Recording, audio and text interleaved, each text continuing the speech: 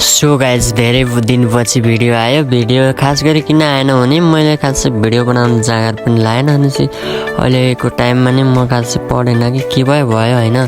पढ्न त पढेँ बट भिडियो त्यति बनाइन। अनि चाहिँ पढाइ पनि कम गरिरहेको थिएँ। अनि चाहिँ यो आन्दोलन छ नि जसले गर्दा इक्जाम हुन्छ हुँदैन भन्छ अनि कसको कुरा सुन्ने के गर्ने होइन। त्यस्तो गर्दा कस्तो सिरियस टाइपले भित्रैदेखि इनर्जी आएको छैन कि पहिलाको जस्तो मोटिभेटै हुन सकिरहेको छैन। त्यसले गर्दा भिडियो आएको छैन। अब चाहिँ आज 7 गते गयो अनि 11 गतेबाट त इक्जामै हो। अनि चाहिँ म चाहिँ इङ्ग्लिस पढिरहेको छु कि 11 गते इङ्ग्लिस सब्जेक्ट छ नि। अब अरू विषय चाहिँ जुन इक्जाम हुन्छ नि रुटिन टाइम टेबल त्यही अनुसार पढ्ने। अहिलेको टाइमलाई चाहिँ म इङ्ग्लिसलाई नै फोकस गर्नेछु।